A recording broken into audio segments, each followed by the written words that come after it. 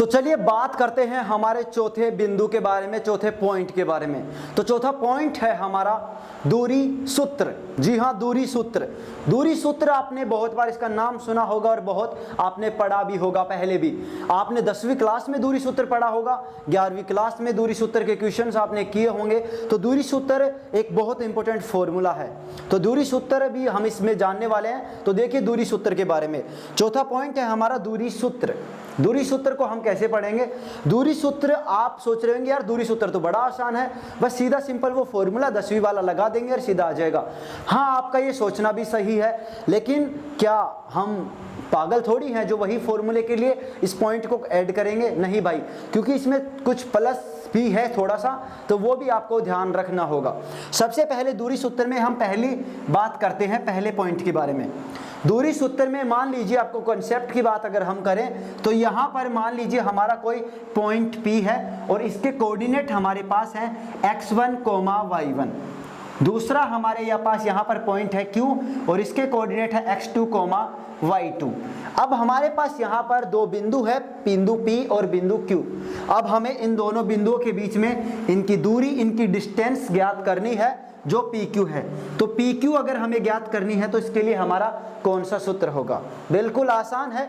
सबसे पहले under root लीजिए और यहाँ पर आपको x2 माइनस x1 का whole square plus y2 minus y1 का होल स्क्वायर कर देना है। ये हो जाएगा आपका दूरी सूत्र। जी हाँ, ये हो जाएगा आपका दूरी सूत्र। तो ये दूरी सूत्र को आपको बिल्कुल ध्यान रखना यहाँ पर। ये चलिए ये आपका दूरी सूत्र हो गया। दो बिंदुओं के बीच में दूरी कैसे ज्ञात करेंगे? बहुत आसान। बिंदु P और बिंदु Q दो बिंदु है, इनके coordinate x1, y1, x2, y2 है। इनके बीच की दूरी under root x2 minus x1 plus y2 minus y2 से आप ज्ञात कर सकते हैं। चलिए अब बात करते हैं दूसरे पॉइंट की। देखिए अगर मैं बात करूं ये हमारे कौन से बिंदुओं के बीच में थी या कौन से निर्देशांकों के बीच की दूरी थी?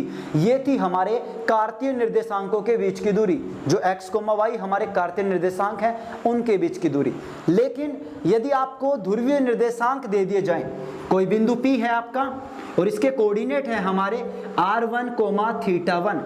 दूसरा हमारा कोऑर्डिनेट है यहाँ पर Q, इसके कोऑर्डिनेट है r2, θ2। ठीक है दोस्तों, तो इनके बीच की दूरी आप कैसे ज्ञात करेंगे उसका फॉर्मूला अब बताइए मुझे।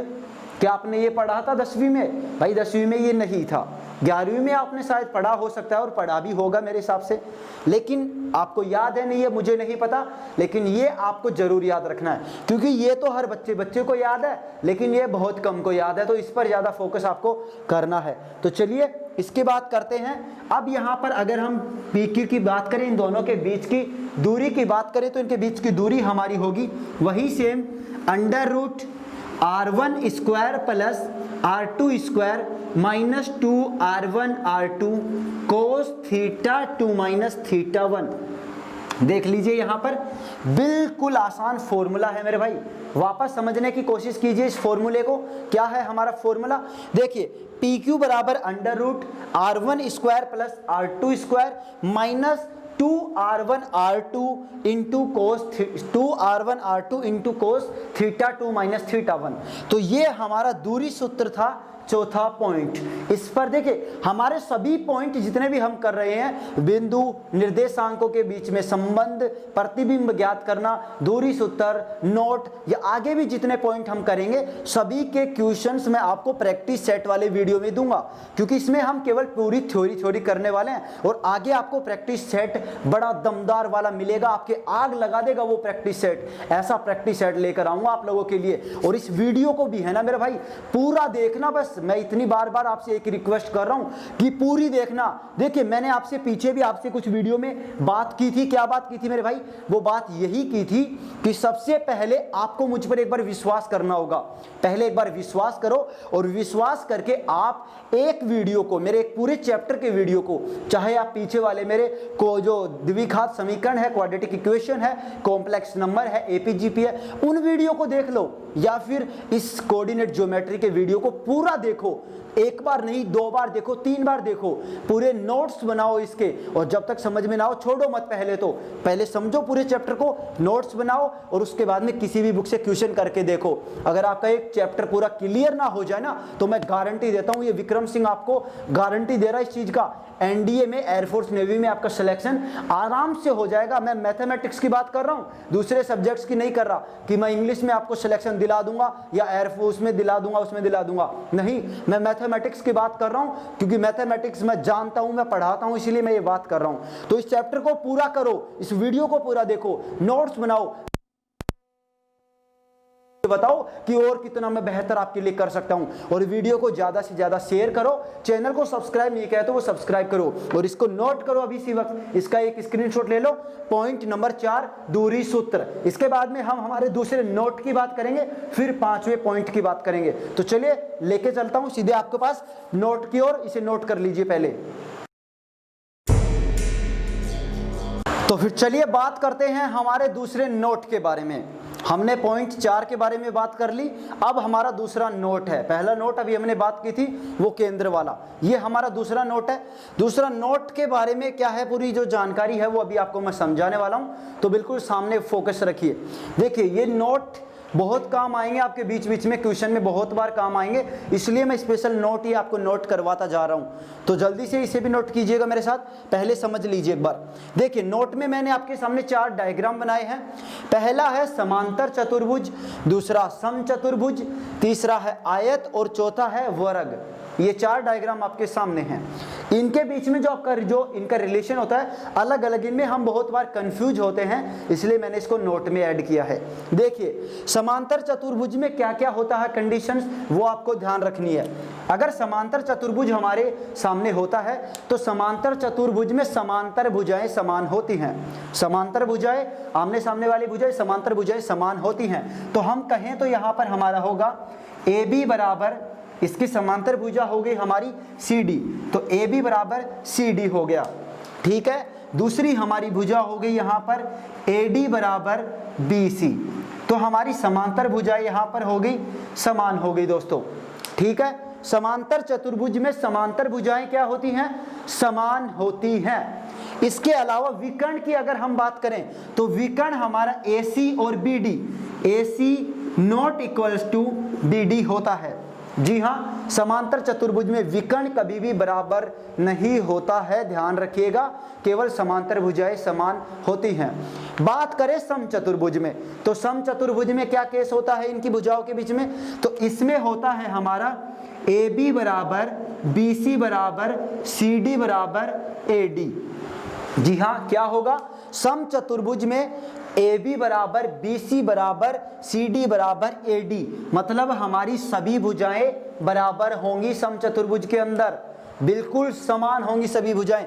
मान लीजिए डायग्राम उसे थोड़ा टेढ़ा मेढ़ा बन गया होगा, लेकिन मैं जो बात बता रहा हूं आप उसको फोकस करना है आपको, वो आपकी बातें आपको यूज आने वाली है क्वेश्चंस में, ठीक है। तो समचतुर्भुज में हमारी सभी भुजाएं समान होती हैं, लेकिन जो विकर्ण है AC not equals to VD होगा यहाँ पर भी हमारा। समचतुर्भुज या समांतर चतुर्भुज में किसी में भी हमारे विकर्ण समान नहीं होंगे। समांतर चतुर्भुज में समांतर भुजाएं समान होंगी और समचतुर्भुज में हमारी सभी भुजाएं समान होंगी। अगर हम बात करें आयत की, देखिए अब आयत में भी इसी तरीके से बिल्कुल सेम कुछ कंडीशन होती हैं। इसमें भी हमारा ये हो गया A, B, C और D, तो इसके अंदर क्या होगा हमारा, आयत की अगर हम बात करते हैं तो आयत के अंदर हमारी A, B बराबर CD, हमारी समांतर भुजाएं समान होंगी। इसी तरह हमारी A, D बराबर BC होगी, समांतर भुजाएं समान हो गई। अगर अब आयत में हम विकर्ण की बात करें तो विकर्ण हमारे यहाँ पर जो AC बराबर BD होते हैं। देखिए यही अंतर है समांतर चतुर्भुज और आयत के बीच में। समांतर भुजाएं दोनों में समान होती हैं, इसमें भी समान होंगी, इसमें भी समान होंगी, लेकिन इसमें विकर्ण कभी भी समान नहीं होगा और इसमें विकर्ण हमेशा समान होगा। तो ये आयत और समांतर चतुर्भुज के बीच में अंतर है, आपको ध्यान रखना है। वर्ग की अगर हम बात करते हैं तो वर्ग में भी यही सेम होगा, ABCD हमारा वर्ग हो गया, और इस वर्ग में हमारी भुजाएं जैसे समचतुर्भुज में हुई, यहीं पर भी AB बराबर BC बराबर CD बराबर AD, यानी हमारे वर्ग की सभी भुजाएं समान होती हैं, वर्ग की चारों भुजाएं बिल्कुल समान होंगी। विकर्ण की बात करें तो विकर्ण AC बराबर BD होगा हमारा यहाँ पे। अब देखिए मैंने चारों डायग्राम के बारे में पूरी इंफॉर्मेशन आपको समझा दी है, मैं एक बार वापस रिपीट करता हूँ इस बात को। देखिए सबसे पहले समांतर चतुर्भुज, समचतुर्भुज, आयत और वर्ग, चार केस हैं आपके सामने। समान चतुर्भुज कोई सा भी हो, देखो चतुर्भुज की बात करें सिंपल सी, चतुर्भुज में कभी भी विकर्ण समान नहीं होंगे, आयत और वर्ग में विकर्ण समान होंगे, बस बाकी सब कुछ सेम है। समांतर चतुर्भुज में समांतर भुजाएं समान होंगी, आयत में भी समांतर भुजाएं समान होंगी, विकर्ण समांतर चतुर्भुज में समान नहीं होंगे और आयत में हो जाएंगे। समचतुर्भुज में भुजाएं सभी समान होंगी, विकर्ण नहीं होंगे, और वर्ग में भुजाएं समान होंगी और विकर्ण भी समान हो जाएंगे। तो इस प्रकार से आप इन चारों को नोट करेंगे अच्छे से और इन्हें याद भी रखेंगे कि इनके बीच में क्या डिफरेंस होता है। अब आप सोच रहे होंगे यार ये कहाँ काम आएगा, कहाँ ये पागल ये चीज़ समझा रहा है। देखो मेरे भाई ये चीज़ कहाँ काम आएगी वो बताता हूँ। मान लीजिए उसने आपको चार यहाँ पर एक दे दिया कि किसी समांतर चतुर्भुज के तीन निर्देशांक, किसी समांतर चतुर्भुज के आपको तीन निर्देशांक दे देगा A B C, ठीक है, और D के निर्देशांक पूछ लेगा। तो क्या करोगे, जब आपको ये रिलेशन पता होगा ना तभी आप उसका यूज कर पाओगे उन तीनों का, वरना कुछ यूज नहीं कर पाओगे। ऐसे ही वर्ग सम चतुर्भुज में, ऐसे ही आयत में और ऐसे ही वर्ग में वो आपको तीन कोऑर्डिनेट, तीन निर्देशांक उनके कोऑर्डिनेट के दे सकता है। चौथा आपसे पूछ सकता है या फिर चारों देख के उनके बीच में कोई रिलेशन पूछ सकता है कि इनके बीच की दूरी क्या होगी। देखिए जैसे आपको चारों दे दिया A B C D, आपसे पूछ लेगा कि इसके बीच में दूरी बताओ, ये बताओ, रिलेशन बताओ, कुछ भी वो आपसे पूछ सकता है। तो इस हिसाब से ये नोट आपको बहुत काम आने वाला है। तो जल्दी से इस पूरे नोट को नोट कर लीजिए, अच्छे से इसे समझ गए होंगे आप। वीडियो को लाइक कर दीजिएगा, अभी तक आपने शेयर नहीं किया है 10 ग्रुपों में, तो जल्दी से इस वीडियो को 10 ग्रुप पे अपने व्हाट्सएप पर, फेसबुक पर शेयर कर दीजिए मेरे भाई, ताकि ये वीडियो सभी लोगों के पास पहुंच जाए और आपकी वजह से बहुत सारे लोगों का भला हो सके। क्योंकि जो करेगा भला उसका तभी तो होगा भला, सीधा नियम है प्रकृति का, जो जितना देगा उसको उतना ही मिलेगा। तो जल्दी से आप इसे नोट कीजिए।